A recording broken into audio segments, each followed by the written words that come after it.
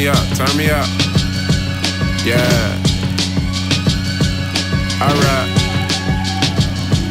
I'm Jonah in the belly of the beast, nigga. I be damned if I die in these streets, nigga. Hands up for the money we gon' reach, nigga. Jonah in the belly of the beast, nigga. Mic check 1 2 1 2. Mic check 1 2 1 2. I said, yo, what's poppin', man? We in the place to be. Make sure you click the subscribe button, do all that stuff, all the notification bells, all that stuff they tell you to say. When you watch those other videos, they say, make sure you tell the people that are watching what you're doing to like, share, and subscribe and do all that. So I'm getting that out the way right now. What are we doing, man? We had a really dope sit down last episode with Enigma from Flip Top Battle League. Actually, the most viewed battle league in the world, the biggest battle league in the world, man. They have 2 billion 2 billion views, which is insane. We talked about how a lot of their mainstream rappers battle and continue to battle. We talked about him being inspired from American battle rap to even start Flip Top. We talked about his upbringing, his family, things like that. Man, it was a really dope interview. If you get a chance, shout out to all my Philippine brothers and sisters out there. It was just really dope. So if you could check that out, it's wherever you listen to podcasts, Apple, Spotify, all that good stuff. It's on YouTube, of course. Now, ladies and gentlemen, we got a really dope guest, man. We got a really dope guest. We got a really dope guest. I met this guy in New York way before I even knew he rapped. I knew he rapped the day I met him, but from there, I got to see like him release music online, being one of the first guys that like consistently was releasing music on MySpace, man. Set a I don't know, a playbook, a standard for how to do that, how that was done. Freshman class, all that stuff, man. Also spearheaded just bringing a new scholastic. You got me tying my words up, man. Away, brother got a school, y'all, man. My brother got a school, y'all. Okay. No further ado, man. I'm gonna bring to the show my homie Mickey Factz, man. Yo, Mick. What's up, man? What's up, man? How you feeling, man? Man, I like that hoodie, man. Where you get that from, man? Oh, man, I think you might have sent this to me, man. Man. I don't know. You know, man, shout out Pendulum Inc., man. Yes, sir. How you feeling, man? I just got out of a class of yours with Chilla, Coffee. They were watching what were they watching? Iron Solomon and Rum Nitty, and then Solomon popped up in the class, man. That was really dope. Yeah. I didn't even know Solomon. Did Solomon pop into the class? Yeah. Oh man. He pulled up. I shot him a text. Me and him have been talking just the last few days. Just, you know how sometimes you just hit your mans up. Yeah. And he hit me up and I was responding. I'm like, yo, crazy thing is I'm in this class right now. We're watching this. You want the Zoom link? He like, yeah, I'm gonna pop up. So he wow. Up. Yeah, right at the end. I love Solomon. Yeah, that class was pretty dope. You know, I got caught up and had to run into a quick meeting. But I'm glad to be here, man. The honor is all mine, truly.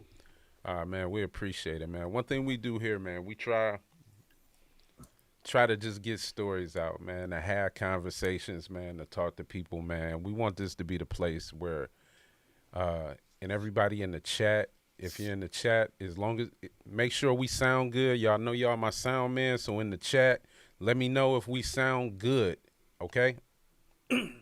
What we like to do is we like to tell stories, man. I want people to be like, yo, I want to know more about Mickey Factz. I'm gonna go watch him and Quest talking when I said yo podcast, man. I want to know something. So Tell me this, man. What part of New York you from? Oh, I'm from the Bronx, man. The Bronx, New York, the birthplace of hip hop. Okay. Like I think, the Bronx is. It might. I don't want to say it's the overlooked borough because that's Staten Island, Okay. but the Bronx for a lot of people in hip hop, it kind of gets overlooked a lot. We have, KRS Pun, but it's not like the J. It's not like the Nas. It's not like, even the Wu Tang. You know, Mm-hmm.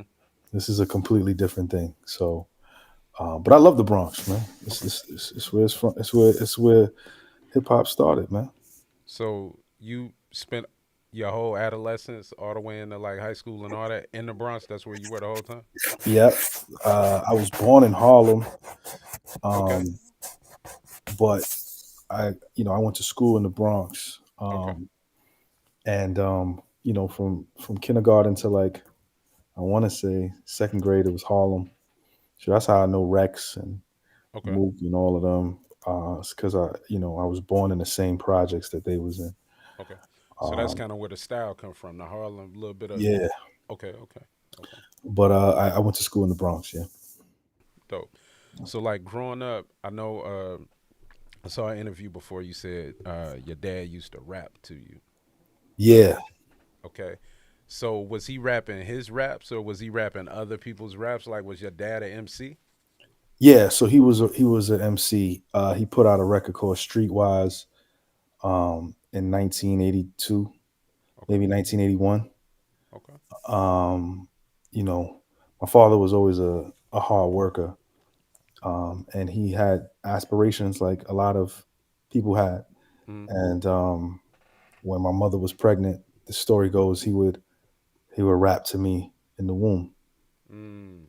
Um, and in the '80s, early '80s, before Rakim, everybody had the same flow.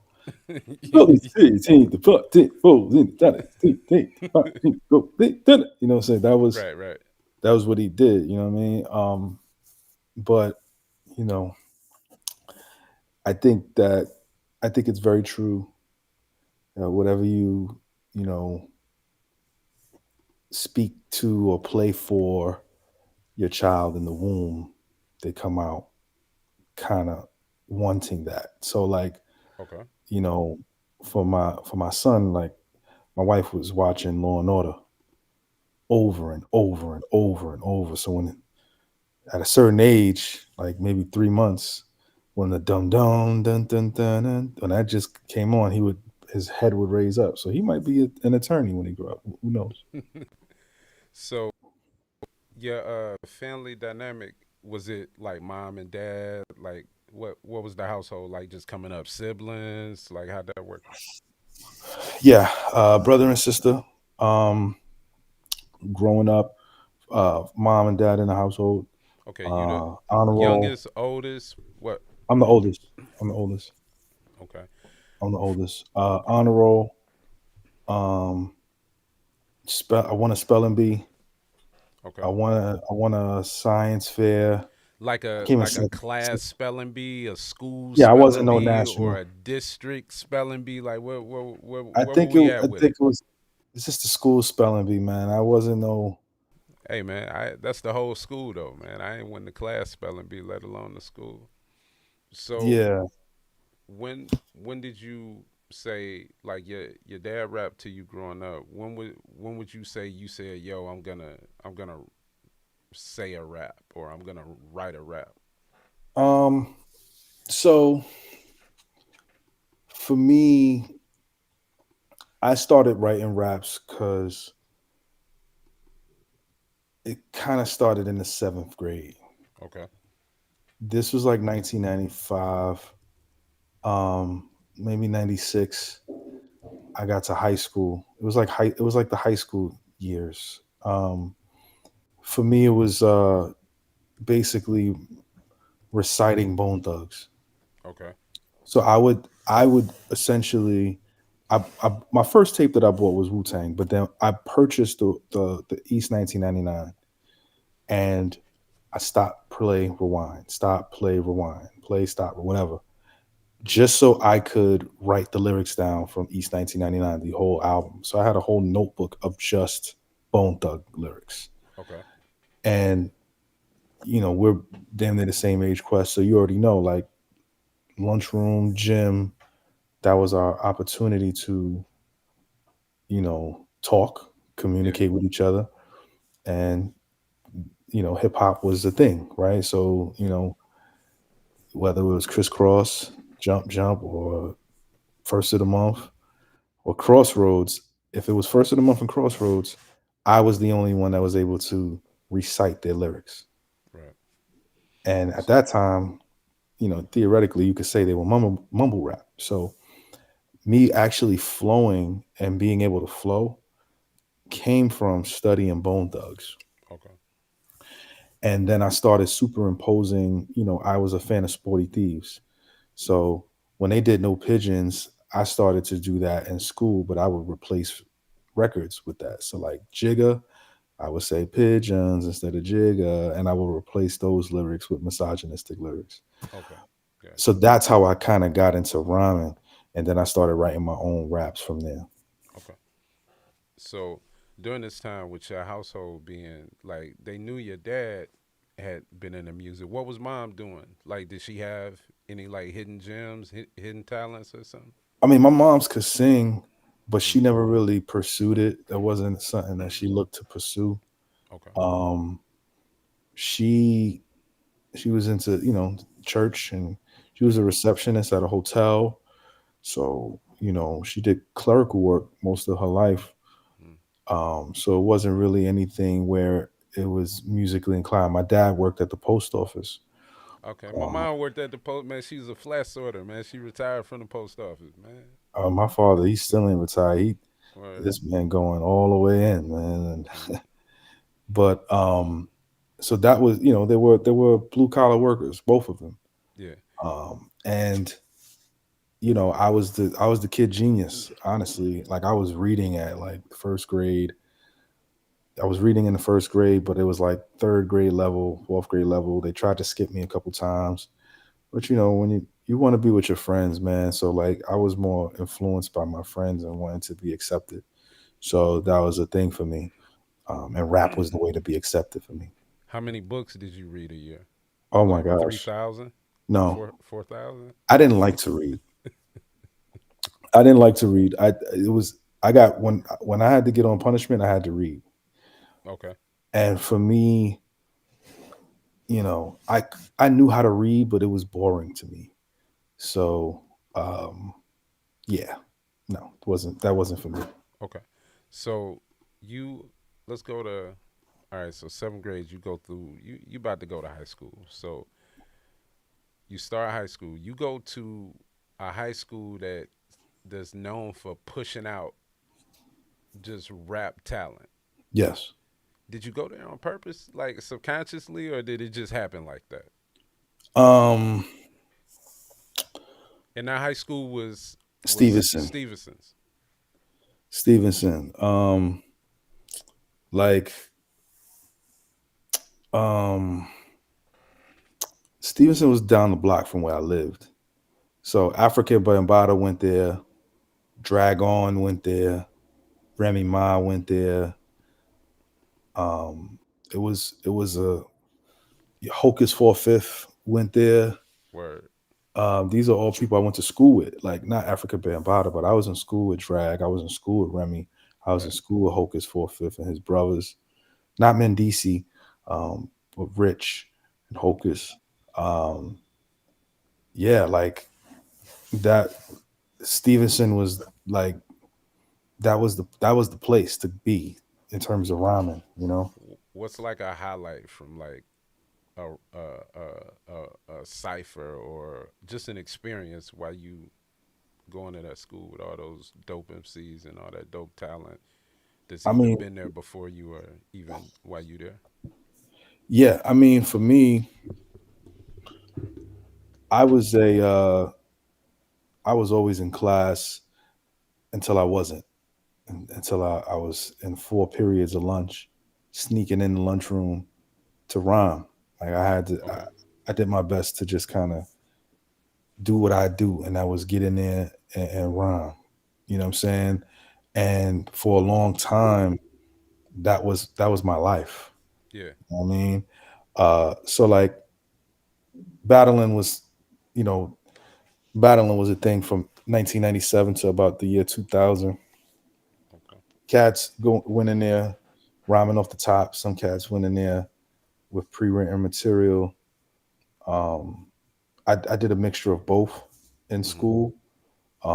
Lunchroom table, everybody beating on the lunchroom, all of that. Like Yeah. that was just a part of like, I felt like black culture and black life as teenagers. Um, and I had a battle with this cat named Blackout. Shout out to Blackout. He live out here in Atlanta now too. He be running with Young Thug, DMX, RP. Um, we had a battle and I beat him, and I incited a riot. I got suspended for inciting a riot. Um, and when they brung me back, they was like, "Your punishment is to rhyme on the loudspeaker about the girls' basketball team," because So they were, now you had that. You had a yeah, subject matter. yeah. So um, I had to go and do that. I had to You rhyme on the loudspeaker, and I did it for like 3 weeks in a row. And you remember the rap, don't you? no, I don't remember the rap. All right. I had to write it. I was a writer more Yeah. than a memorizer. Um, and I did it for 3 weeks and, until they lost, and then I was taken off the loudspeaker. But that was like my first time kind of getting love and getting props. Okay. You know, it kind of was like the radio because Yeah. there were students that I didn't know that was running down on me like, "Yo, that was fire what you did." Teachers was running up on me. Word. So that was a great way to kind of, I don't want to say punish, but kind of encourage me to do things in a positive way. Yeah. So, like during that time, what are your aspirations? Like at that time, high school Mickey. Like, what do you see yourself doing? Like, are you because you're really really good at like marketing yourself and you've always been good from that standpoint. At that point in time, were you doing anything to market yourself? Were you imagining certain things for yourself? What was the just goal from a kid perspective? Um, so at this time, um, the only thing that's in my mind is getting out of school Okay. and making some money. So like my parents wanted me to go to college, but because I was rhyming in the lunchroom so much and cutting gym so much, you know, I had to make up my senior year. I was in your senior year, cats was going to like 3 classes a day and then leaving. Yeah. Not me. I was in class from like 9 to 3, but the classes were gym. I had gym all day. I had gym all day in my senior year because I never went to gym. I just never went. Man, that's So, hilarious. in order for me to get my diploma, I had to go to gym. Um, I didn't end up graduating when my with my fellow classmates. I graduated in August. I Okay. had gym in the summer. Man, you had to take summer gym school. Bro, I missed gym in my freshman year, both semesters, my my sophomore year and my junior year. I just missed nothing but gym. And then I was cutting other classes too. Hmm. So I had to go to night school For in my gym. senior year. So I had two night school classes and I had gym all senior year. That was like, it was crazy. Um, so like I just wanted to be done with school. But Uh, after that, you weren't done with school though. You went to you went to college, right? no, I mean I applied to colleges, but Okay. I started working when I got out of school. And this is how old I am. The newspaper still had job listings. So you would get the newspaper, go to the classified section, and you can get a job. You know what I'm saying? And So where were you working? so I worked at a company called PC Magazine, and from 2000 to about 2001, I was in the mailroom. Um, and at this time, Napster's popping. I'm working at this job. It's I got it from a temp agency, and then I got fired. When I got fired, then I started odd jobs, selling Kirby vacuums, selling Cutco knives, selling Primerica insurance, whatever I could get my hands on. I Man, was trying everything. I've been in one of them Primerica meetings for Oh my sure. goodness. Like it was I did all of that. So like for me, I wanted to get to the bag, whatever it took. And Yeah. then I finally submitted my resume to a law firm, Hmm. and it was called Mince and Fraud. And I worked at Mince and Fraud for 5 years. I started in the mailroom, and then I went to NYU to study law, and I got my paralegal certificate, and I was a paralegal for like 2 years. Okay. Okay. Then we get to during this time you're while you working at the law firm, you're recording music, right? You're going to do shows. So what's that looking like right now? Like, are you staying at home? Did you get your place? Are Yeah. you like where are we at right now? So I turned 18 in 2000, July, and then I had my own apartment in 2001. Okay. At the end of 2001, I had my own apartment, and I'm recording. Now I'm recording heavy Okay. freestyles, songs. The music gets into the hands of Mona Scott. Mona Scott is at the time Missy Elliott's manager, Okay. and my How aunt was. how does it get in her hands? Like, what are you doing with this music at that young age where your music gets to Mona Scott's So my hands? my aunt, she was doing Mary J. Blige's hair, Foxy Brown's hair. She was doing a lot of the hip hop artists' hair. Okay. So she got it to She got it to I forgot who she got it to. She got it to some woman who got it to Missy. Missy heard it and had contracts ready for me to sign through Wow. Elektra. So I met with Mona Scott and James Cruz in 2003. Okay. She was like, I just wanted to take this meeting because I wanted to see who you were, because Missy just wanted to sign you. She just wanted to sign you. She had the contracts written and everything, drawn up. And she Wow. was like, I don't know why she would do this. Like Mona Scott was literally confused.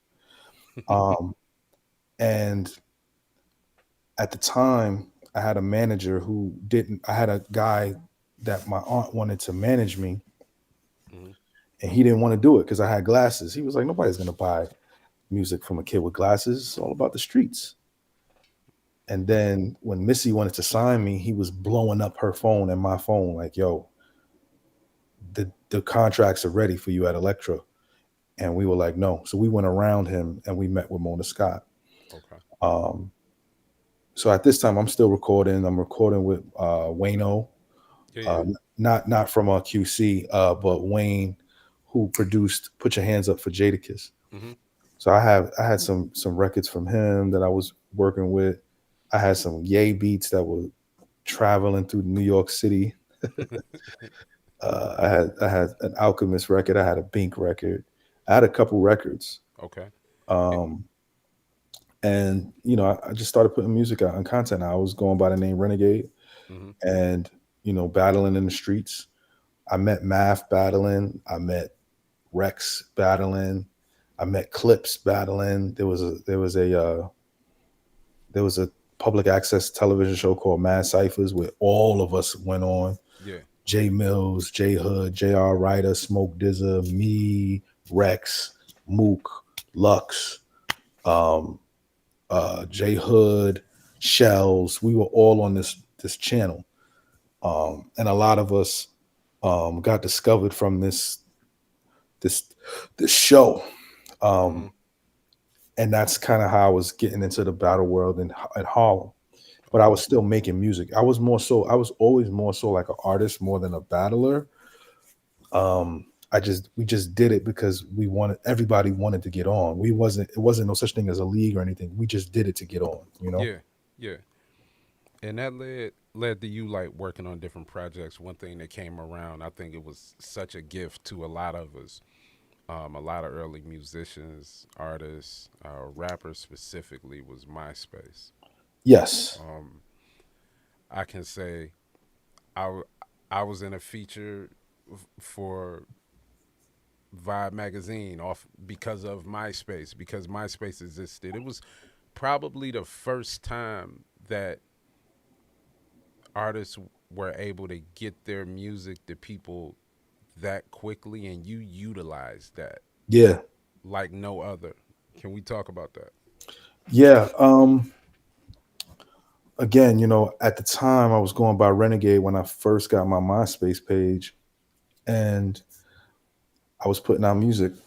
And then my first mixtape ever was called Bottles Up. It was this journey of Renegade um changing his name.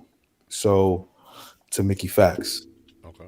Um and that's when I met my team at the time, GFC New York. And we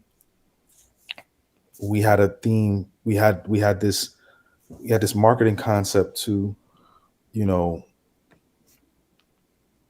sample NERD beats Okay. and do the photo shoot in a school and act like it was like a real graduation and Okay. everybody changed their top 8 to their graduation photo.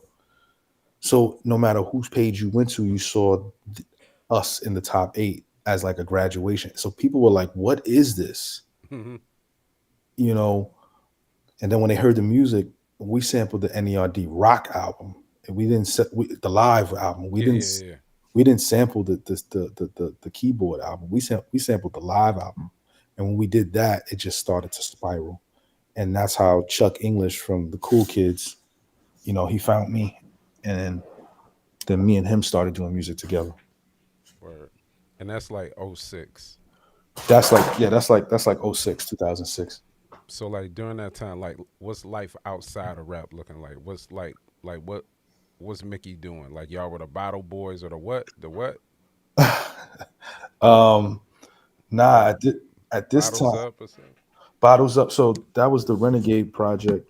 Okay. You know, now we're doing the In Search of the Nerds shit. Okay. So as we're doing that, we are now focused on. My bad. I'm trying my Now laptop you up. all good. So now we're focused on, trying to, get a deal with NERD. Like we wanted to be signed to Pharrell, Okay. and you know, I it just didn't happen the way we thought it was going to happen. We got a lot of love and a lot of press, but we didn't get the deal. Okay. Um, he heard the project, he loved it, but it didn't translate to a record deal. Okay. And we started to just throw parties in New York City, and it was kind of the same energy Hmm. from the Mad Cyphers show is the energy we got in New York City. Okay. So the Cool Kids, Yeah. Kids in the Hall, me, Kid Cudi, Wale, Charles Hamilton, Asher Roth, Corey Guns. We were all like running in the same circles, Hmm. and we were wearing streetwear clothing. And at the time, streetwear clothing was just starting to pop because of us. So Supras, Yeah. I Yeah. don't want to say skinny jeans, but more so slim fitted denim. Like Okay. people who saw us dressing in slim fitted denim went to the extreme and started putting on skinny jeans and then the bright yellow pants, and they were tripping. We wasn't doing that. Like you can't find no you can't find no images of me wearing wild shit, like, but people resonated that with me, but that wasn't what we were doing. Okay. But we were like ahead of the curve with that. A lot of it because my A&R at the time, Steve O, he was working for Smooth Magazine, and he had his own magazine called Lace Magazine for sneakers. Then we had Quasi Kessie, who was uh, he was Chris Brown's stylist, and he was the 106 and Park stylist. So we were pulling clothes. We was getting the marketing ideas from Steve, So we were, and then you had me rhyming. So it was basically, and then my manager was also a party promoter. So like you put all of that together, and Yeah. now you have all these worlds in the same space. It was only a matter of time before Mickey Factz would blow. Okay. So while y'all hitting those parties, are you just showing up as the artist? Are you performing? Are y'all is the DJ playing music? Are y'all doing the whole rapper thing or like what's going on? Um, so like I'm performing. I'm Okay. performing. I'm I don't want to say I'm the star of the show because I'm not, but like when I'm in the building, it's like, oh, Mickey's here. He's one of Got you. us. Got you. You know what I'm saying? Like he's like the celebrity. He's like the voice of our parties in the blog sphere. You know what I'm saying? Mm, And sometimes I would perform, sometimes I wouldn't. You got you. know, Got you. and we met Theophilus London in this time. We Mm, met FKI. Kanye would come to our parties. word. Curtains. It was just crazy. Like we was just really setting a standard for New York City at this time from 2007 to about 2009, 10. Okay. So you do Back to the Future. I remember that. Yep. That was the first Back to the Future cover I saw, Yes. but it was not the last. No, I don't know if it was first. it was. Okay. Mine was 2007. I know. So shout out to Wale because Okay. he did one. But his was a drawing. It was him Okay. and Ninth Wonder, I think. But mine came out in 2007. Okay. Yeah. Like I remember. I remember seeing it. Yeah. And Heaven's Fallout. Oof. If you Man, had to pick, like, cause, cause Back to the Future, man, you wrote how many records for that? that was about, so we released about 15 records for that. Okay. All right. Yeah. But I heard you wrote like 40 records for I that did back 40 then. records for Back to the Future. Okay. Okay. All right. And If we you had picked to the pick best 15. Heaven's Fallout or Back to the Future. Heavens Fallout, easily. Okay. Um, Funny story. So Back to the Future came out in July 22nd, I think. Mm-hmm. And Heaven's Fallout came out, I want to say in I want to say September. Like it was like back to back. Okay. And at that time, it was like, how could somebody put out two projects in 3 months? But I was homeless at this time. Mm-hmm. Um, my mom's kicked me out. She found out I dropped out of NYU, and obviously I quit my job earlier that year. So like I was kind of homeless. And when we did Heaven's Fallout, it was a snowball effect because the first record was the Caveman record, the Everywhere I Go. They was playing it on the radio. It was the Geico commercial. So I Mm-hmm. rapped over that first. Boom. Hit. It hit the blogs hard. Mm-hmm. Then I put out Never Fall Out, which was the Fallout Boys remix with Kanye. I had did it, and then the Fallout Boys reached out to me to be on the official remix. So Mm-hmm. that's how I met Travis McCoy. That's how I met Ye. Got you. And I was on the official remix. I still have the record. It's me, Ye, Wayne, and Travis McCoy. That was the original record. It was us four before they put like 30 people on it. It was Word. me, us four. I was in the studio with Ye and Travis when we recorded it. Okay. Okay.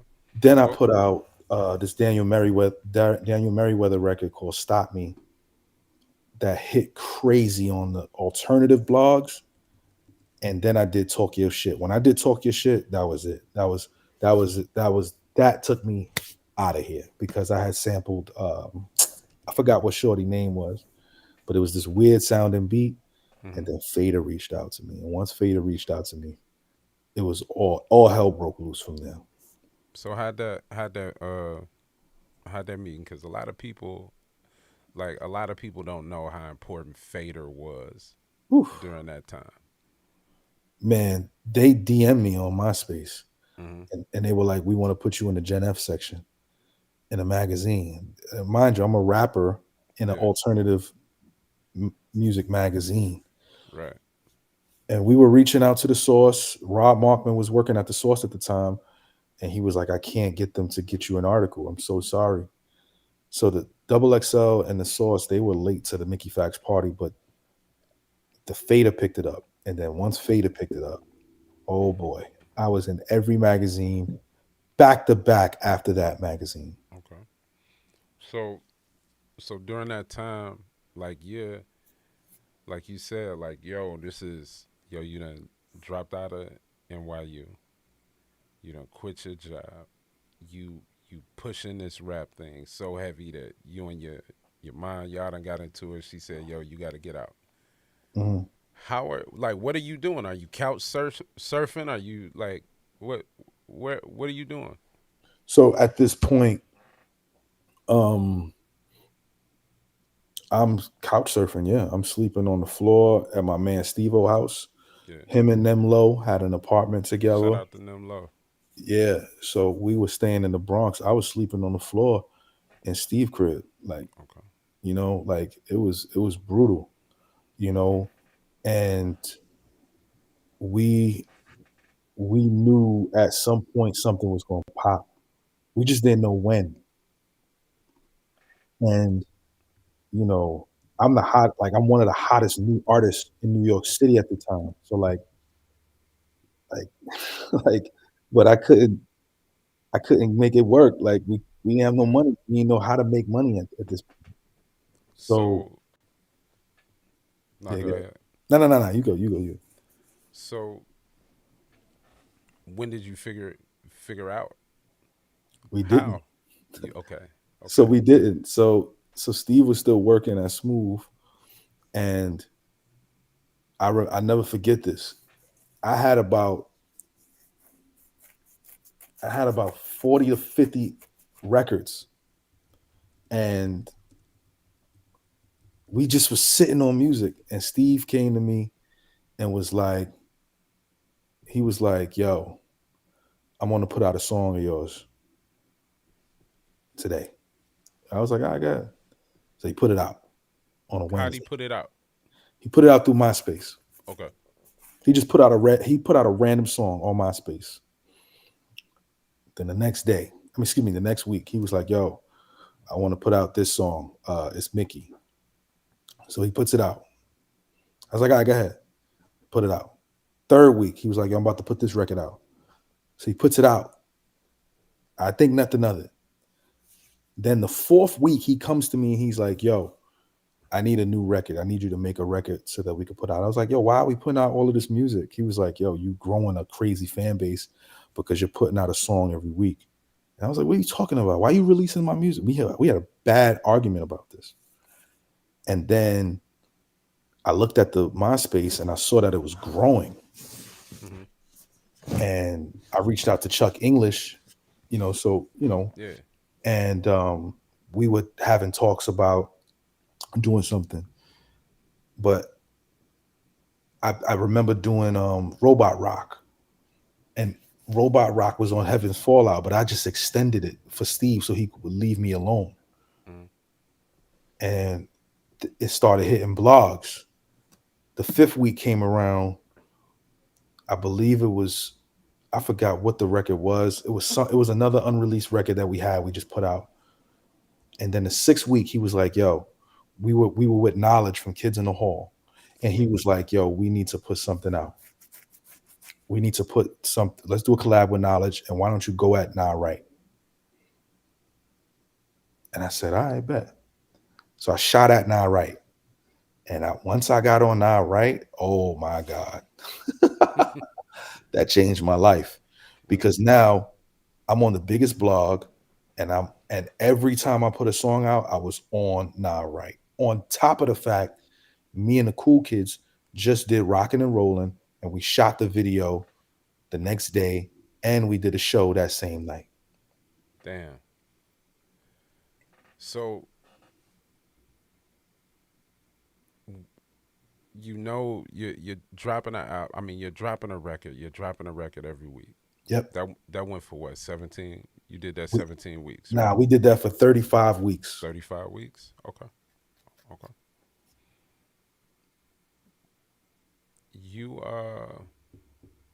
one of those songs was the I'm Shine song. Yes. At that point in time, like we got like Kendrick that's got the really dope song where he raps from the perspective of Nipsey in that record in the last verse. Uh and we've seen throughout hip hop there's been people that embody other people or other things or inanimate objects like Nas's gun, Hmm. and they figure out a way just to paint imagery. Yes. In this record, you spoke from the perspective of Shine being able to look around and see what's happening now as well. And Yeah. that was a time where that really wasn't happening like that. One, what moved you to write that? And then what was the response? Um. So essentially, what happened was, there was Sean Bell. He was shot 50 times in New York City on the night of his wedding, the night before his wedding, and a lot of rappers were doing Sean Bell tributes. Hmm.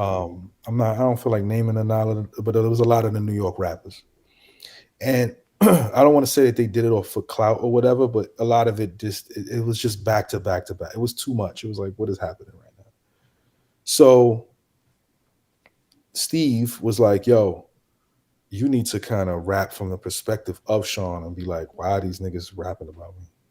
Like, you know what I'm saying? That Mm, was his. That was initially what he yeah, said. Like, why are these niggas rapping about me? And I was like, my thing with Steve was it didn't matter what he told me to do. I was going to do it because I trusted him that he knew what he was talking about. okay. And we just we found the beat. I recorded to it, and then put it out, and the response was crazy because people were like, "Yo, he's rapping as Sean Bell." And it was a powerful chorus, like one shot, two shot, three shot, four, 48, 49, 50 shots more. White man, black world. No, black man, white world. This is my song, my life, my art, my like I'm Sean. Like it was a powerful song, man. And you know, it hit really hard, you know. And I'm just lucky that I had other records because I didn't want to feel like I was I don't want to say profiting, but just like Yeah, building a career off of that one particular song. You know what I mean? yeah, yeah. Cause and we'll get into it, but like you went on to do like whole projects from the Other perspective of perspectives. yeah, Yeah, yeah, yeah. That same year, 2008, you dropped the leak too, yeah, right? And with that one, you put you had already mentioned, just meeting Travi. So Travi was on that spot, and then we had Drake on there as yeah, well, right? yeah. Okay. So tell me about how recording that record with Drake or working with Drake even came about. So I had found Drake on MySpace in like '07, and he again he was a television star, so he had a lot of white fans. He had a lot of Canadian white fans from Mm, Degrassi, and he had a record with Pusha T. I never forget the record with Pusha T was hard. And I reached out to him. He never responded. Then Omen, who produced for Fab, mm, I think he did I can't remember the record. The dun, dun, dun, dun, dun, dun, dun, dun, dun. It was him and Paul Kane, Fab and Paul Kane. Um, he was like, "Yo, there's this. I got this record that I want you on with um this artist named Drake." I was like, "Homie from Canada?" He was like, "Yeah, I want you to do a verse for it. This is the record." So he sent it to me. Drake's chorus was already on there, and his verse was on it. Okay. Now he bodied it. He bodied the chorus. He bodied the verse. I took a little longer than I normally would to get the verse done. What made me write my verse was Omen hit me like, "Yo, you took too long. I sent the record to Dre. Now Drake is working with Dre." So I'm like, ah. Oh man. So when he told me that the next day, my verse was done. Mm-hmm. And that's why I went so crazy. Then he was like, "Yo, I want to get Travis on the record." Obviously, I had already met Travis the year before. So I called Travis. I'm like, "Yo, I want you to get on this record with me and this new cat named Drake." And he was like, "Whatever, I got you, Mickey. You my guy. Just put me in contact with Omen." Put him in contact with Omen. And that's how the record happened. Now at this time, I'm bubbling. Mm-hmm. I'm like hot, white hot. So we put the record out. Omen puts the record out. The record doesn't get no traction. So I'm like, "Yo, let me put it out through our channels to get it out there." And when I do that, it hits. Okay. And if you check the blog posts, it's like, "Yo, Mickey Factz got this record with Travis from Gym Class Heroes and some Canadian rapper." People didn't even know who he was. Man. And during that time, Drake was hitting me like, "Yo, I just want to be on Nah Right." He was like, "That's all I care about. Can you get me on Nah Right?" I was like, "Yeah." I was like, "I got you." And we got Drake his first feature on Nah Right. That was through Mickey Factz. Damn. Damn. Man, see that's stuff we don't know, man. I ain't know that, man. What you holding back stories on me? I feel offended. Never. Nah, man. So like this the same year where you're having all this mixtape success. You go on that same year, you got the leak, you do the leak too. Yep. And right around then is when the freshman double XL cover comes, right? Yeah. Is this the first cover? Yes. This is my first cover. Yes. No, I'm saying was this the Oh, first freshman cover? no. What was This the is the first freshman year? That was Lupe, oh, okay. Gorilla Okay. Zoe, Yeah, yeah. Yep. Boosie. It was that cover. Man, that was a crazy cover. Yeah. Um all right, so freshman cover. Yeah. How that even like how that when did you find out? And how did you find out? I found out on my birthday. Uh Rob Markman called me on my birthday. He said they had just got out of a meeting about it. So they were in a meeting. I had already shot my uh what is it called? It's not the unsigned hype. It was whatever Double XL had next up or whatever. Yeah, yeah, I yeah. had I had already shot that, so that was coming out. So I thought when he was calling me, that's what it's for. He called me and was like, "Yo, Daytwan Thomas just came into the meeting and said we're doing the freshman cover," and they were like, "Yo." Rob was like, "Yo, right now it's only two of y'all on the cover. It's just you and Wale." That's how hot niggas was, bro. It was us two, and they had to figure out the other eight. But they Uh-huh. was like, "Yo, we definitely got to have Mickey on there. We definitely got to have Wale on there." Because I was putting a song out every week, so it was kind of tough to it was hard to not have me on the cover. Mhm. Um, I remember I was sitting in my junior high schools because I moved back to my mom's house for a little bit, so I went to the IS 131 park and I was just in the park when he told me. I remember I couldn't move. I couldn't move, bro. He was like, "Don't tell nobody." I clearly told everybody. Man, everybody. People didn't believe me though. The people I told, they didn't believe me because it didn't sound right. It Yeah. was like, what? You Hey man, know? had it been the crazy social media age we in now, oh man, Yeah. everybody would have Yeah. known, man. So you get the call. You tell everybody. You're not supposed to tell nobody. Fast forward the day of the shoot. This is real. You get there. How how is that room? Is the room like? Is everybody in that room like, yo, what's up, man? We did it, or is it like, yo, I'm the man. I'm better than I you. had I had, I had some issues with Wale. Me and Wale had issues because I was trying to do records with everybody, and I didn't understand the business at that point. I was trying to get a record done with Wale and Pusha, and Hmm. Pusha was ready to get the record done, but Wale was taking forever. So I kind of was throwing subliminals on my songs once a week, not really understanding the music business, right, and not understanding people's creative process. Um, so like me and him had issues at the shoot. Oh Um, man. so like we kind of like, I don't want to say we bumped heads, but it was just like he stayed to himself, I stayed to myself, and people chose sides, right? So Cuddy chose Wale's side. Charles Hamilton was like on the fence, and everybody else was cool. Like Blue was to himself. Currency was Hmm. running all through the shoot with trying to find the perfect fit. Blunts all over the place. Asher being Asher, you know, Corey and Ace Hood. You know, they was the street rappers really. Um, it was just B.O.B. was the musician, and Charles. It was just a crazy thing to see like all of these artists together. Um, fun fact, Jay Electronica was supposed to be on that cover. Man, no, he wasn't, dog. Yes, he was.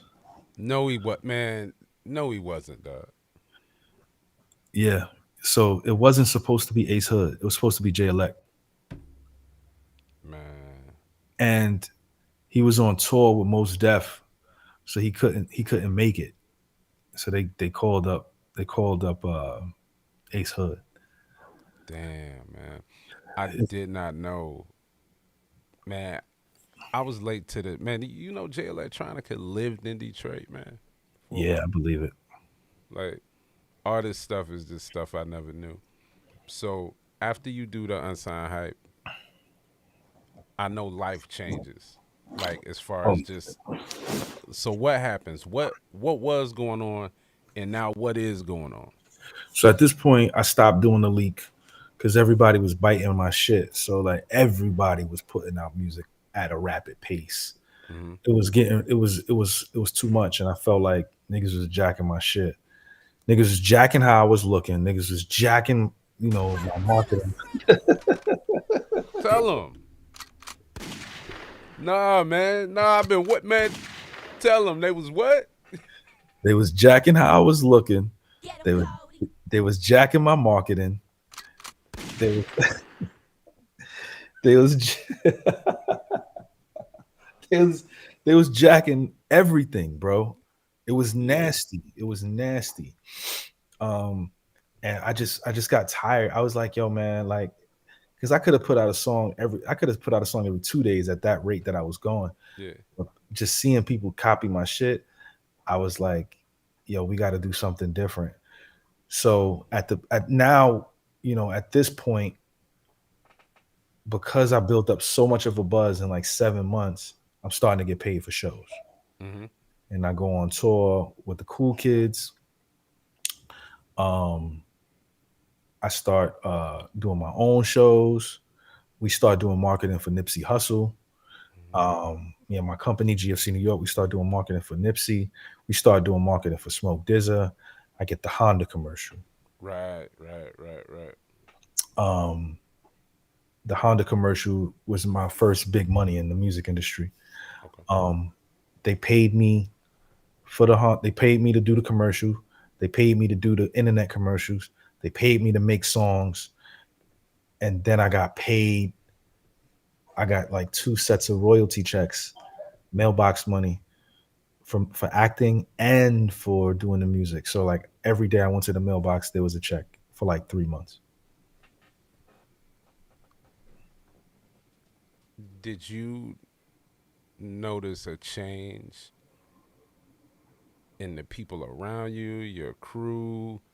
Was it a change for the better, a change just like how was everybody around you responding to this newfound success? Um, I mean, I think my team was like we was good. Nobody was really changing up because we was coming from nothing. We didn't have Yeah, anything, so we was all kind of level headed. I think that my family members started to like everybody just thought I was rich because when mm-hmm. you people didn't really you got to remember people didn't understand the internet. People didn't understand how I was able to get a television commercial. So when you on TV, automatically people think you Yeah, got all the money. Now I did have a lot of money, but I wasn't rich. Um, so the clothes started changing. The women I was dating at the time, they started changing. It started to just get high, like higher status of models and stuff like that. mm-hmm. The features with different artists started changing. Rubbing shoulders with different artists, touring. It was a different experience. Okay, 2009 was really like I was just making a lot of money through touring, through the commercial, through sync licensing. I yeah, was at Fight Night. I was in yeah. NBA Fight Live. Night 4. Yeah, I was Yeah, in Fight Night 4. I was in NBA Live. I was in Saints Row. I was in all of these games. So I was making a lot of money. Um you ever just play Saints Row just like in front of somebody just so your son would come on? I've never played Saints Row 3. It's crazy. Man, I remember we had a we had a moment where my some kind of way my son got Saints Row, and we had to have a nice talk with the person that got him that as a gift and thought it was cool. So nah, man. So not to skip ahead, what year did you sign your deal? I remember the record with Marsha. Uh, I what year signed my did deal in 2010. okay? So was that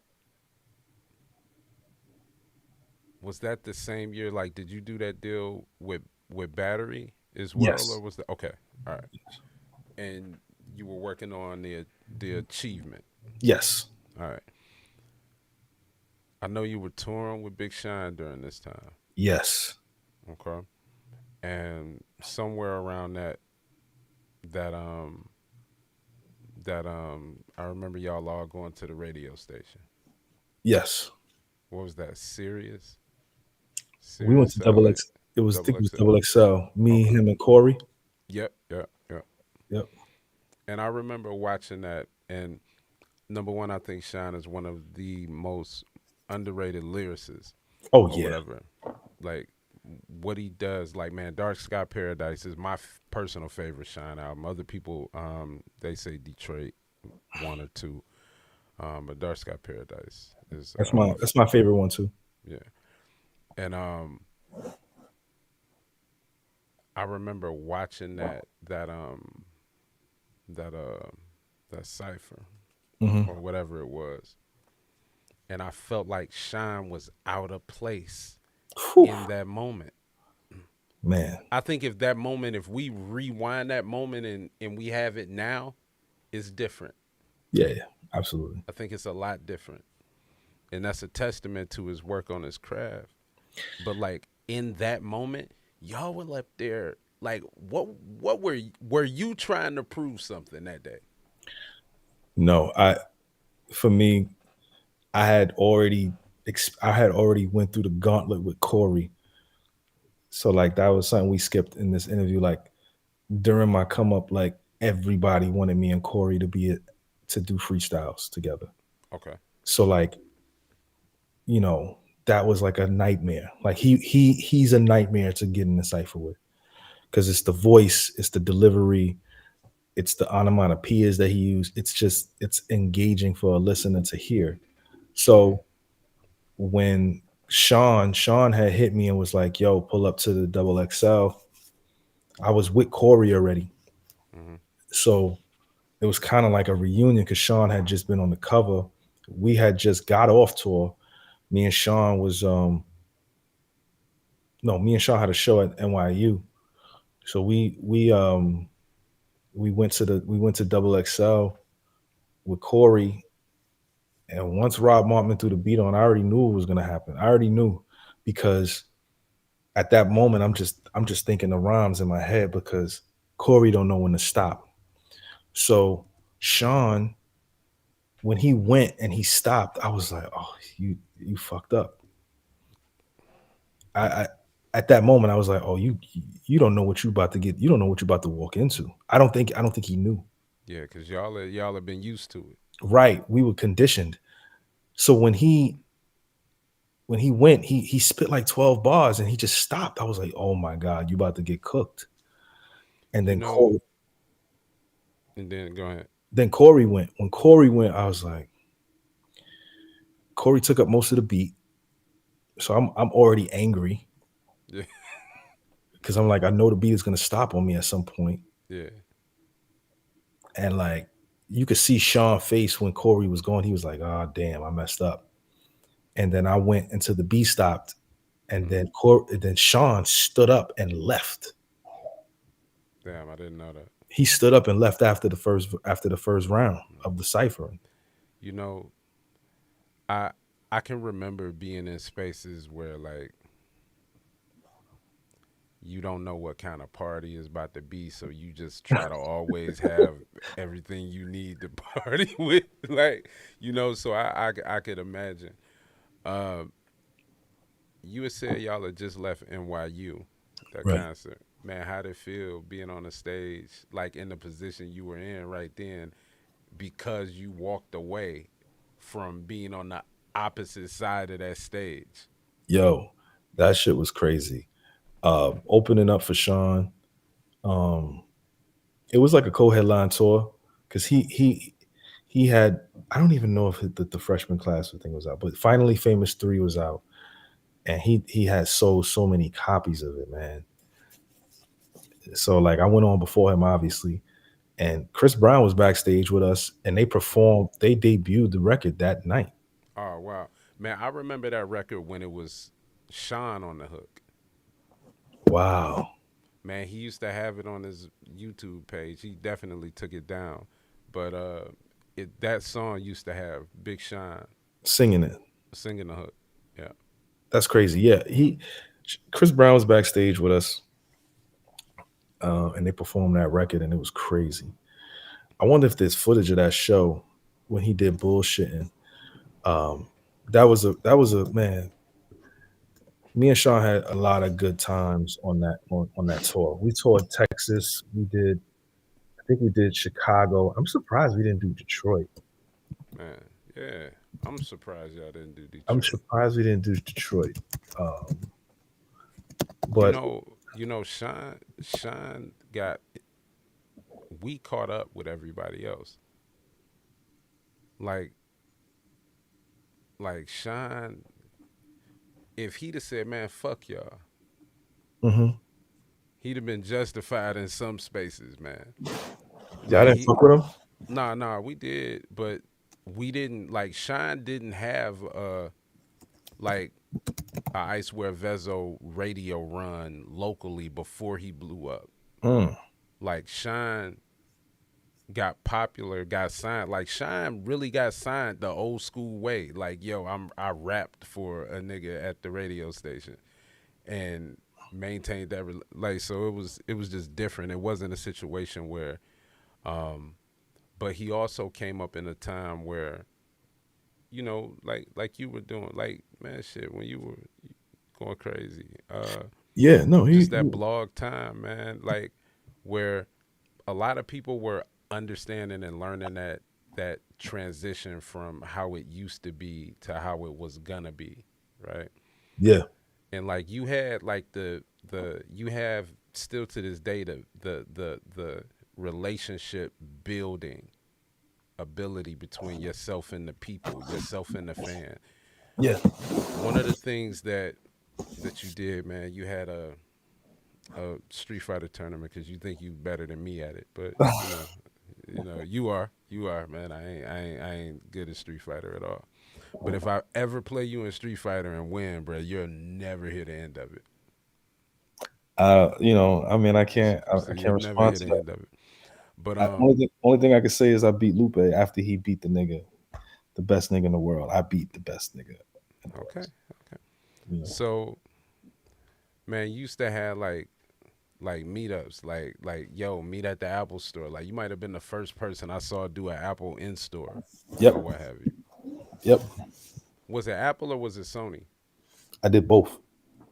Okay, okay, I did a performance in the Apple store, and I did a tournament at the Sony store. We did a okay, we did a Street Fighter tournament. I gave away a TV. okay, You know what I'm saying? okay. Yeah.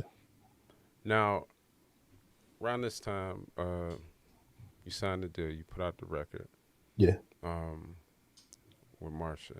Was this one of those situations where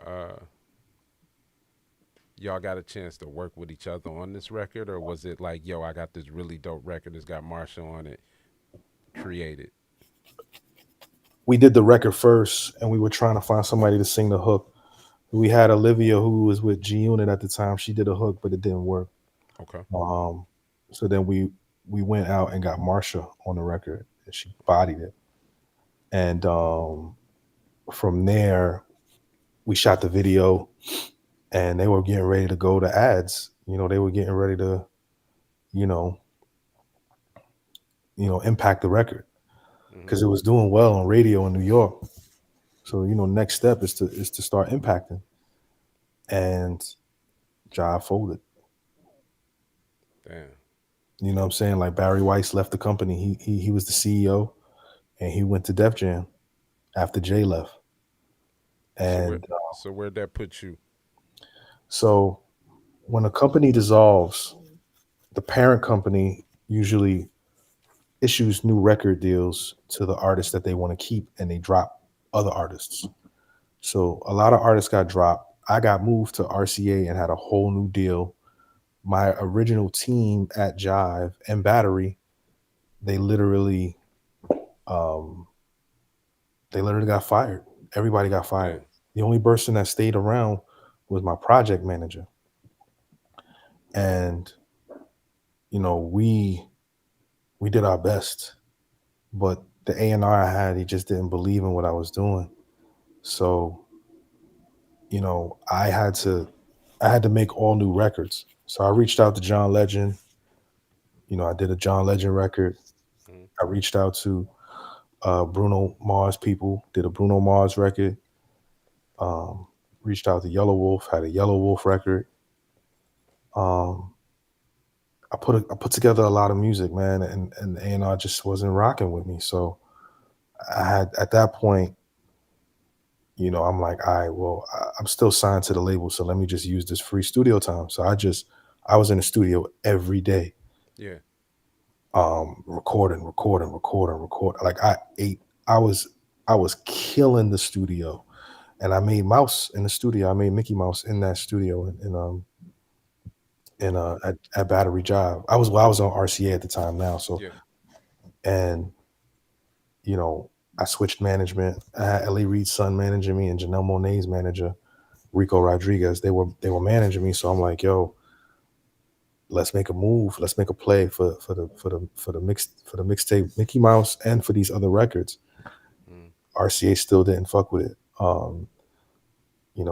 They got calls from Lupe, they got calls from Swiss, Mm-hmm. and the A&R just wouldn't budge. Okay. So, I took my content and I left. Okay. You you mentioned like they got all these calls like and you mentioned Lupe. You and Lupe, y'all met in like what, like 12, 2012? Me and Lupe met. What's crazy is, again, I was doing editing for Lace Magazine. So I met Lupe at a Cornerstone event for the Cool. Okay. And I did one of those moves where, one day we gonna work together. Yeah. Then 2 years later, we was in Japan. Okay. That's On where y'all met? That's where we like officially was like, Officially met. Like, yeah, yeah. yeah, I got you. What was So what was that first meeting? Like, that was in Japan. We no, I'm were saying what was the conversation? Like what oh was the oh man, remember I told you, or like how'd it go? nah. It was we did a photo shoot for Phenomenon Swagger. They put out these Nike Terminators that was like one shoe was mint green, the other was chocolate. Yeah. And they were like, "Yo, we're gonna fly you and your peoples out to Japan." And we did the shoot in New York. I played him some music. He was like, "Oh, this shit dope." Then we got to Japan, and we just was, we was just vibing. It was me, it was Lupe, it was the cool kids. So we was all like just in Japan, bugging the fuck out. Word. And this is 2009. Okay. They had flip phones that was FaceTiming. Nah. Yeah. Damn. They had the MCM contract out there. So all the MCM gear that you see now, it's because of Japan. They had it earlier. Okay. Like, it's just different when you go out to Japan. But anyway, so like we built a relationship from there. Okay. Um, when he heard Mickey Mouse, he was working on a Basquiat audio biography with Okay. with Fab Five Freddy, and he heard, and it was called Skulls. He heard that. That's when he really became a fan of me. Word. Word. Um, and that's when we kind of built our trust and our brotherhood from that project. He scrapped the whole Skulls project, and me and him began like collaborating on art pieces and creating his school Sosa. You know what I mean? Okay. Okay. Okay. So, 2012, you were busy, busy, busy. Yeah. You dropped Mouse. Yep. You dropped Why. Yep. You dropped Why Not. Yep. What made you? Was that just like, yo, this is all the records that I've been stockpiling, or was this like, yo, I need to make a statement at this point? Um, Mouse was obviously what I told you. I was in the studio day and night. So like I kind of just needed that outlet to put that out. That came out in March. Why was a project that I did. I went to Tree Sound Studios and I recorded. I wrote that mixtape in 2 or 3 days, and Okay. I recorded it in a day. Okay. And we put it out like in a week or two, Okay. and that shit hit hard on Dat Piff. Like niggas went Yeah. crazy on Dat Piff, and I think it was one of those moments where it was like people. I don't think people kind of expected that. Okay. Like um, around this time, I'm dating Misty Copeland at this time, the Okay. ballerina, and I put out another project 2 weeks later called Why Not. Why Not came out. Now, Why Not was the stockpiled Okay. music. That was like all old music that I just put together on this project.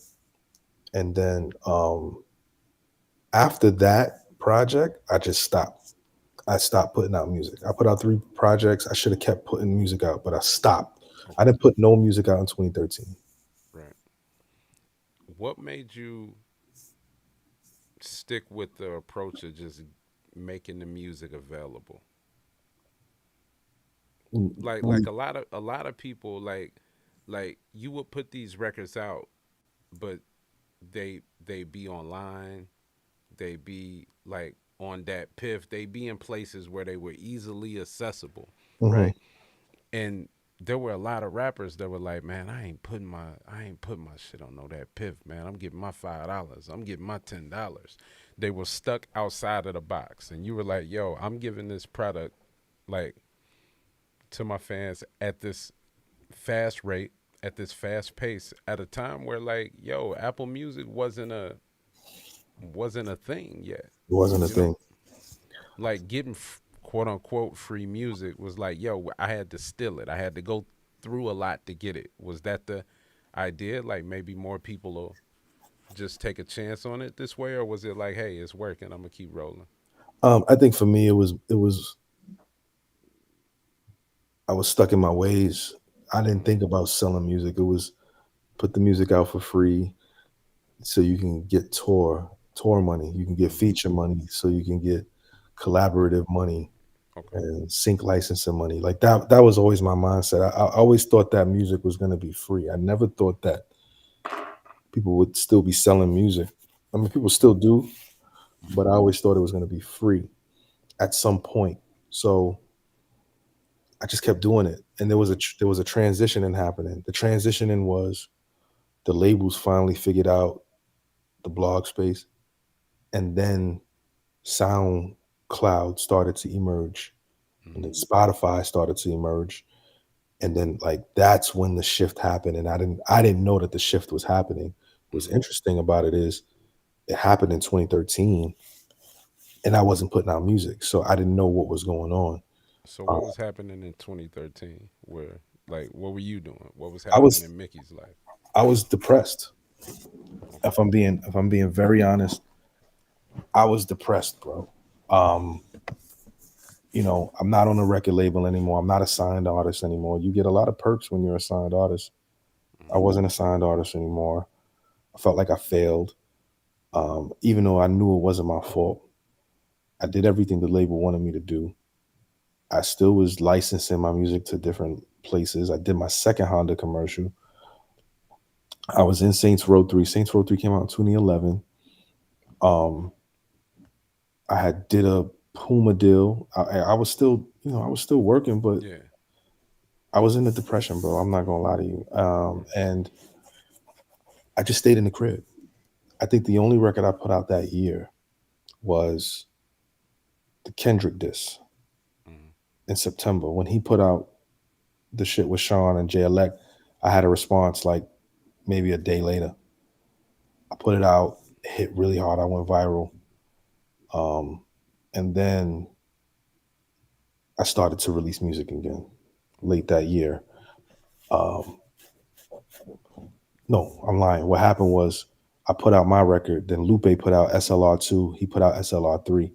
He shouted me out on SLR3, and he was going on tour. And I was like, yo, can I go on tour with you? He's like, yeah, pull up. So I did about 30 cities with Lupe. Mm-hmm. And when I got off tour, I had 414 in my bank account. My manager didn't give me any of the money from the merch. So like I had no money. So I quit. I quit music. Yeah. And I was in a super deep depression for like 4 months. So you got to think like from December to like April, I was like, yo, I don't got no job. What am I gonna do? I wasn't making no money, no nothing. I had a couple gigs that rolled over, so I went on tour with Razcast and Copyright. I had some. I had like a New Orleans show.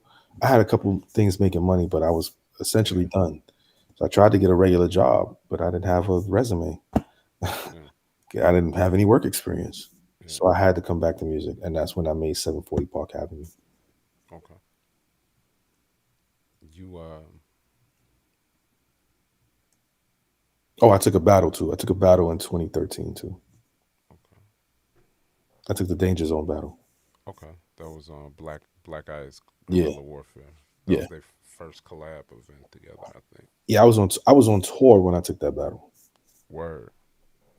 So were you were you staying in the house just because you didn't want to deal with people, or you didn't want to deal with like, because like when you get that deal, man, and you had that situation like you said, a lot of people close to you thought, hey man, he's got all the money, this is the person that's doing X, Y, and Z, you're in a Honda commercial. um did you get to a space where you felt like people around you expected you to be a certain kind of way that you just wasn't feeling like being? Nah, I think that for me I was it was it was it was hurtful. Like Okay. I left the label in 2012, put out these two projects. I was dating I was dating Misty, and then, you know, we break up. So after me and her break up, it was just like what is life right now? What is Right. life? And I just kind of just chilled in the crib. I didn't leave, man. I was Yeah. depressed. And I'm being honest, I was Word. depressed. Word. And it was a rough time for me. I did like a distribution deal with Universal in September. After the was it after no, it was before the it was before the Control record Mm-hmm. response. Um, so even if y'all look at the promo I did for Danger Zone on that trailer, I was in Denver. I was recording in Denver. Word. I was recording my album in Denver. So like I had a situation, but I still wanted at that time. I was like, I'll take a battle. I didn't charge Gracie a lot of money. I just wanted to Yeah. do it. I Yeah, just you've always been. That's one thing I could say. Like, out of everybody, um, like I believe because like yo, you got roots in it, and you're so close to the MCs, and you supported it like yeah, as well as been a part of it. Nobody ever questions just how true you are to the art form, and right. that's that's coming from somebody that definitely got to hold you in a high regard just for how you treat the art form. I appreciate that.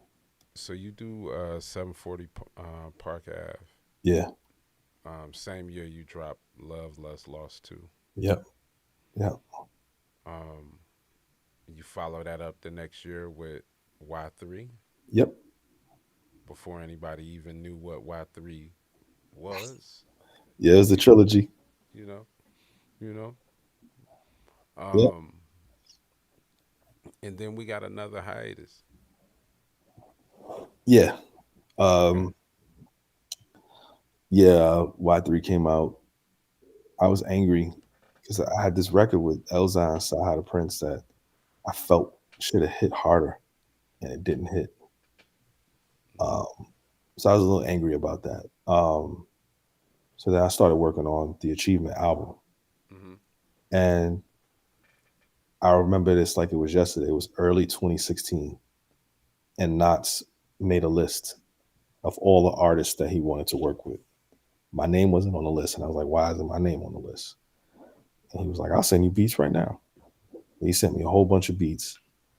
And then I started looking at beats on his page, and people were like, "Y'all can hear this person on it, this person on it, this person on it."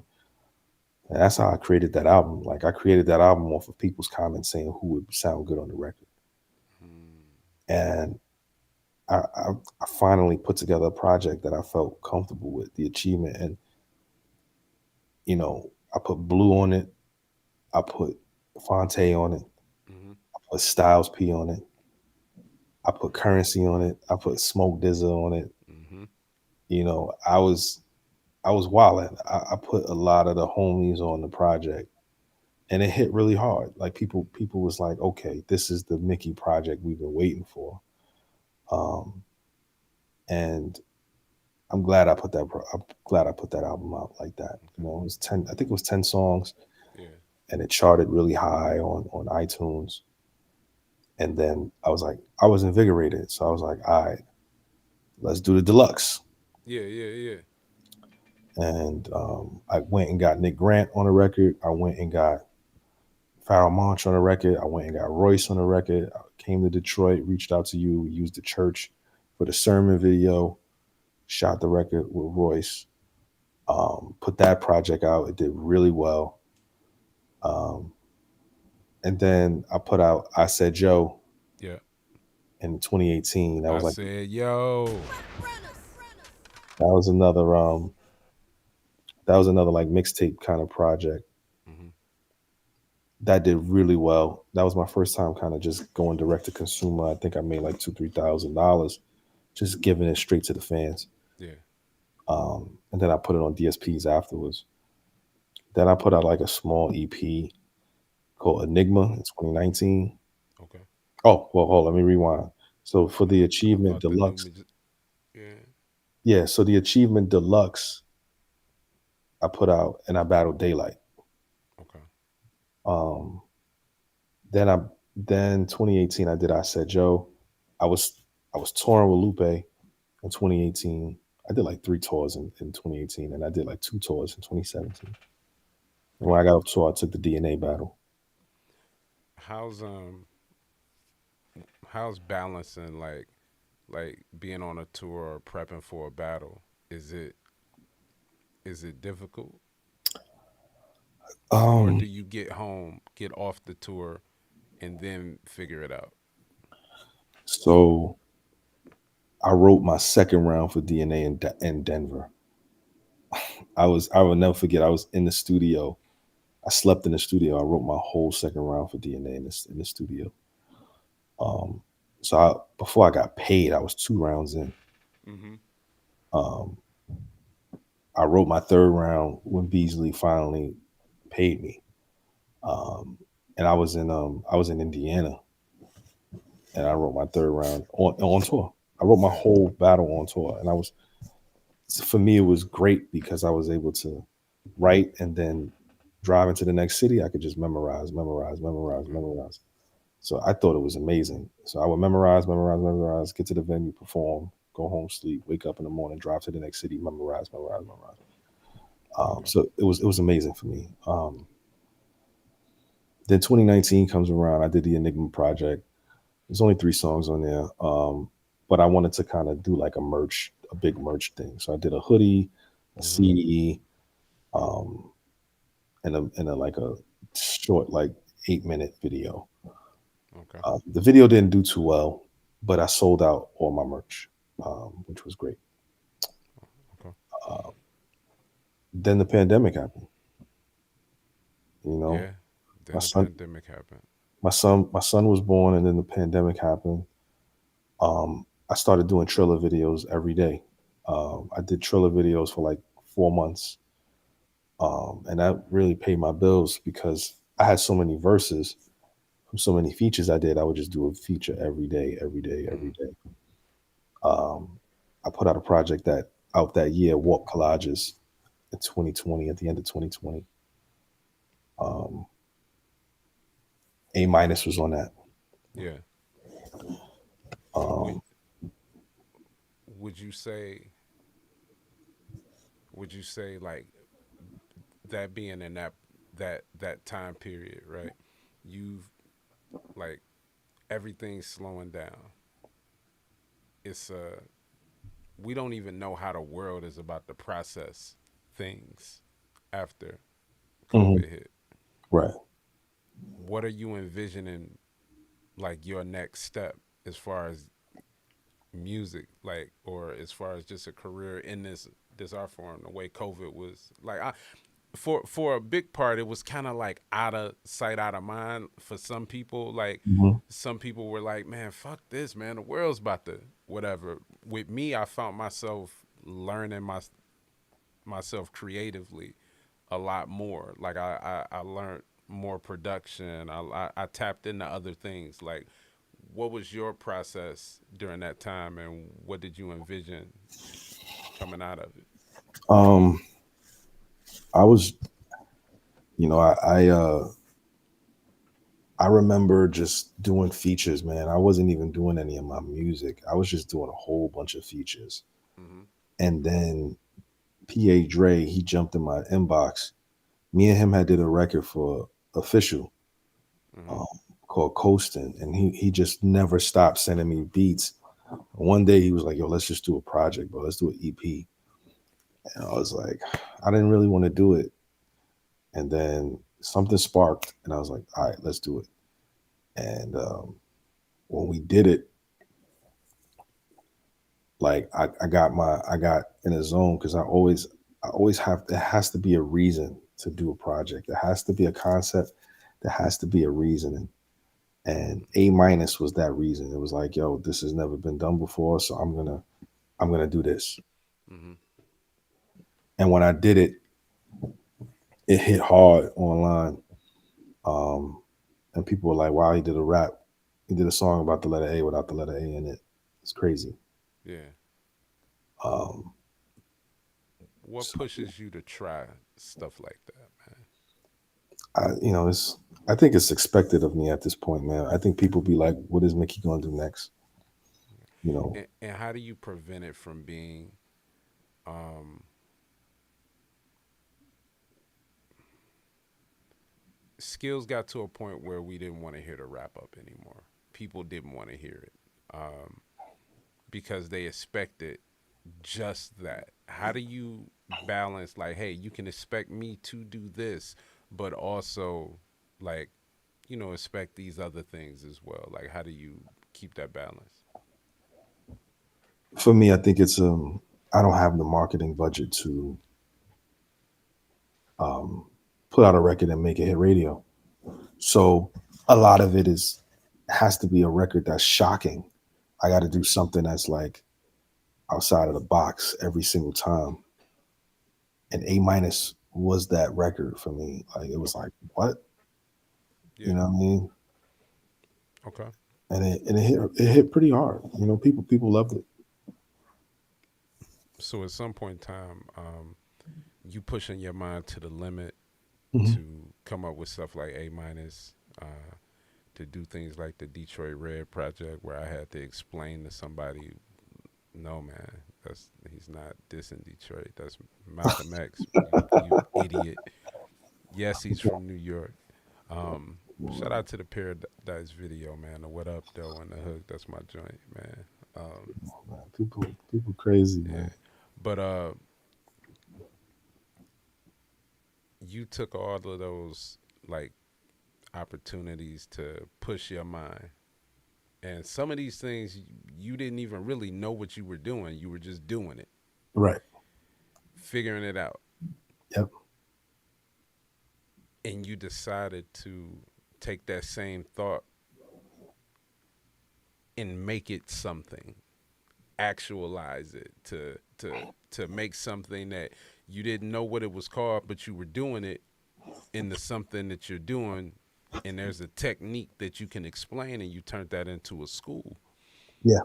I remember in the beginning stages, it wasn't a lot of detail, but it was just like, all right, man, I'm talking to Chill. All right, man, I gotta go, man. I'm working on this school stuff with Mickey, and he just said it matter of factly. You know, he didn't say, "Yo, man, we're doing a." He didn't break down what was going on. He didn't. I didn't even know, like, was he taking classes? Like, what are y'all? What do you mean school stuff with Mickey, or whatever? Um, and I've been able to see this from it being, hey man, listen to this. Do you think this is dope? To like, hey man, come check out this class. I think this is dope.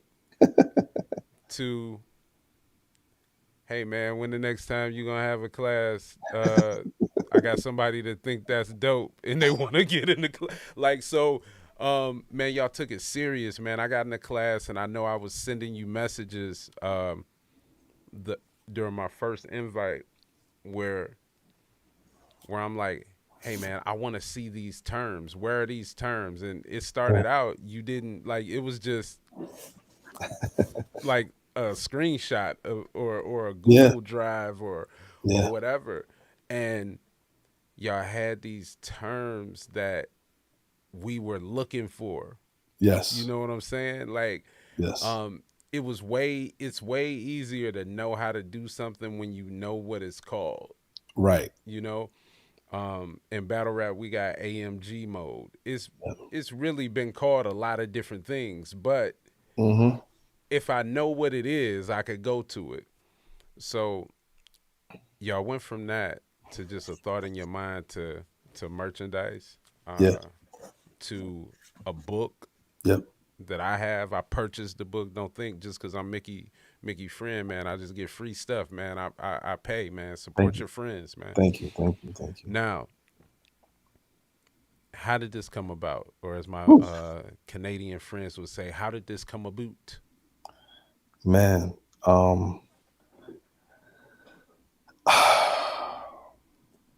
For me, man, it was DMX and Black Rob passing away scared me.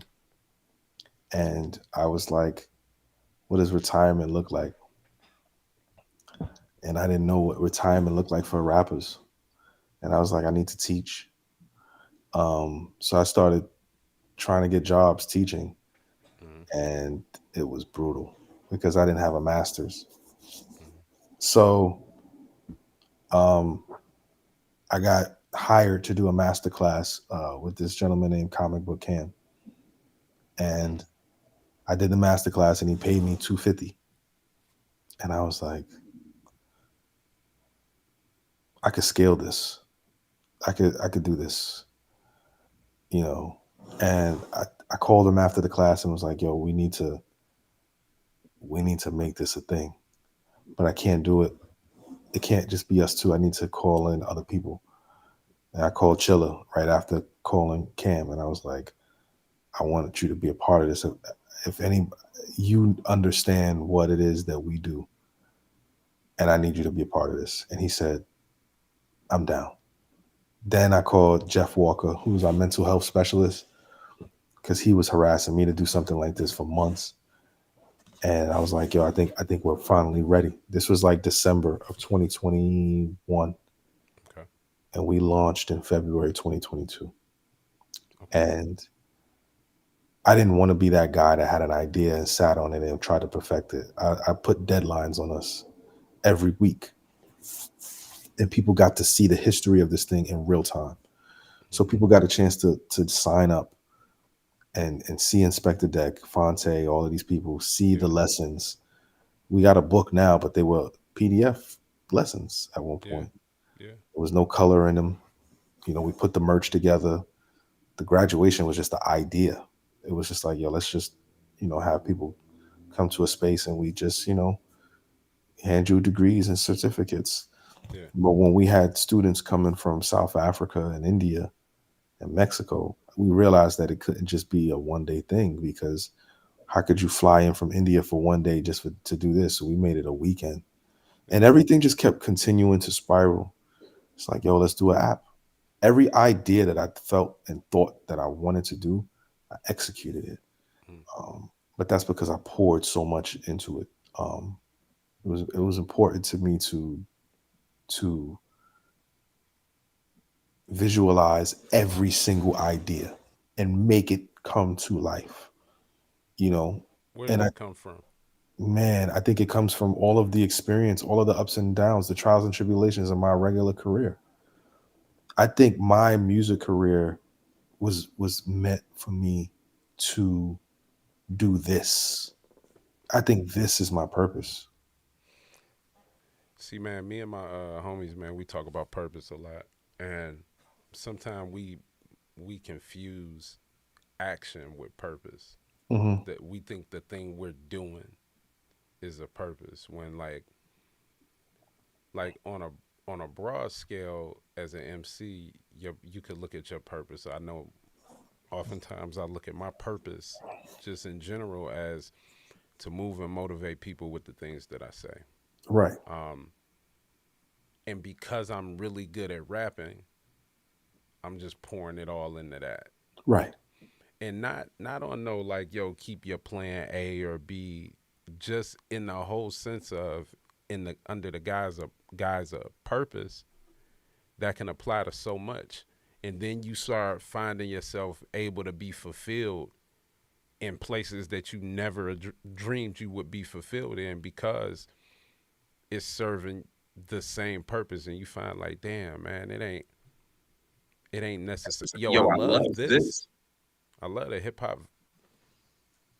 I love this, but to be involved in this in the way you're involved in it, and thrive in it, man, is something that's I'm very admirable of, very proud of, man. Like I think it's I think it's rare that we spend time expressing how proud we are of one another. For Right. man, is this a rag, man? From that, man, is that a verse? Oh man. To where we at, man. I think Um, yeah. I mean, I think that I think you seeing the journey from is that a verse to this. I think yeah, that's like a journey. yeah, And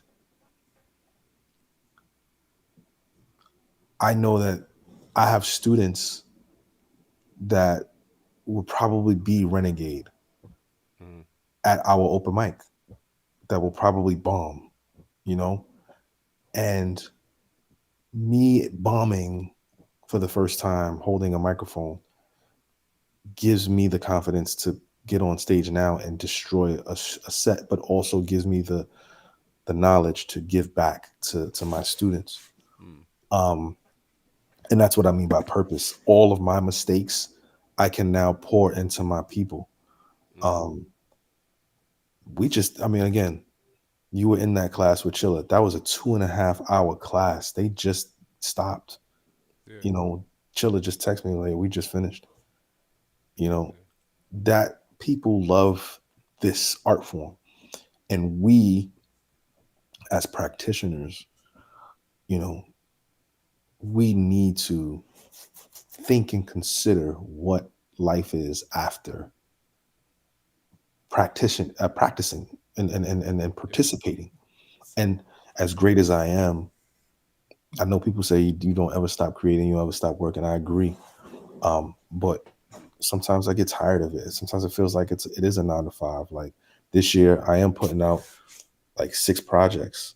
Yeah. All small EPs. Like I want to do a Miami bass album. I want to do the sequel to Mouse. I want to do, I got this record where I'm rapping as Mike Tyson.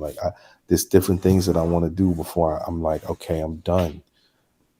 Because my catalog is expansive. Like we spent, and that one thing I appreciate about this interview, we spent about a good 90 minutes just talking about my craft. Yeah. This doesn't really happen with me a lot because people talk about everything else. I'm glad we got a chance to really just kind of, dive into the craft. We didn't really stick on the battling too much. It was really Yeah. just this music.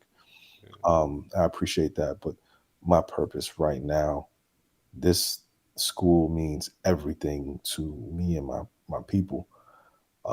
And I think that people are starting to see like, yo, this is the real deal. This is not a joke. This is not a scam. Mickey is really putting his all into it. So I'm happy about that as well. Yeah. What do you think fatherhood has changed in you? Um, Or how has fatherhood impact you? That's better. well, tomorrow's my son's 4th birthday. So we got the banner up. You see that? We got the banner up. Yeah. Balloons in the spot. Some balloons. So not a lot, but we still like got a pandemic, baby. Yeah. But man, it's a different drive, man. It's like I always go back to this talking point of Chris Rivers and Big Pun. You know, his son doesn't. His son only has 2 albums to go back to. Pun died in 2000. There was no smartphones. So any footage of his father is on YouTube. Maybe home videos if he's lucky. Yeah. But there's no audio of him talking to his son. Like I did a whole project for my son called Hugh. It's Mm. like a last will and testament for my son. Um, and he has changed me for the better to be a way more responsible, way more present, way more cognitive in my approach to music and my interactions because he absorbs so much. So I Mm. have to be mindful. Um, that's my guy. It's changed me, made me a better man. If I'm being honest. Word. Man, when I tell you this, man, I couldn't think of a better way to put a ribbon on this interview, man, and to end it on that. I can say in the time I've known you, man, we went from acquaintances to friends, man. Like if Yeah, I'm in your town, I'm gonna hit you up. If you're in Detroit, like man, mi casa su casa. yeah, yeah. And one of the really dope things about hip hop, just in general, the art form, is that you cross paths and you end up crossing paths again and crossing paths again, and it's almost like you're going around on a journey and you just meet somebody at the point that y'all are, and if y'all maintain a relationship, y'all always meet at the level y'all are at. Yeah, And there's never been a look up or a look down. ever. um, and that's always something that's appreciated across the board. People say the same thing uh, about all the genuinely good people, man. And I want to say that I appreciate having you on the show, and I appreciate you having you as a friend, man. One of these, one of these days, I'll show you how cold I am in Street Fighter. You know, you know. One of these days, man, I'll show Hey, you. listen, I'm begging you to just let me live, bro. I don't want no smoke. Again, I told you, I threw a tournament. I beat the winner of the tournament. Lupe beat the best Street Fighter player in the world, and I beat Lupe. Senseless. Yeah, man, I don't believe it. Leave me alone. I got footage of all of this. Just All right, leave me be, bro. all right. I don't want no problems. Well, You know, look, man, little scrappy, I'm man. I don't want no problems either, man. I don't I'm want a no ex- problems, no problems. I'm gonna exact all my revenge on you on Street Fighter. I'm Man, just let man, me. hey, just as long as we could play 2K right after, I'm all Oh, that's right. fine. Yeah, I'm not I'm good all in right. 2K, All so right. yeah, you can beat me in 2K. All right, man. I appreciate you, man. Everybody, man. I said, yo, Long live lyricism, man. appreciate y'all. Long live lyricism, Pendulum Inc. Y'all make Yes, sure. sir. Where can everybody follow you? Give them all that before we get up out of here. Oh yeah. Instagram, Mickey Mickey dot facts. Official Mickey Facts on Facebook and Twitter.com, or excuse me, X.com / Mickey Facts. Long live lyricism, penduluminc.com. Sign up for free classes. Yeah, man. Appreciate y'all. Much love. All right, all right, all right, all right, all right. Now listen, man. We appreciate y'all just for stopping by, man. Watching the pod, man. It's late, man, but we still got it done, man. So anybody that's still in the chat, we appreciate y'all. Make sure y'all follow, subscribe to the YouTube, like, share. Y'all gotta share this stuff, man. These are really great stories that we're having a great time doing. This will be up soon. Hit the Cash App if you wanna, do your thing. That's $ Quest McCody. If not, all you gotta do is hit share. Go to the website, hit subscribe. Go to YouTube, hit subscribe. That's all you gotta do. I said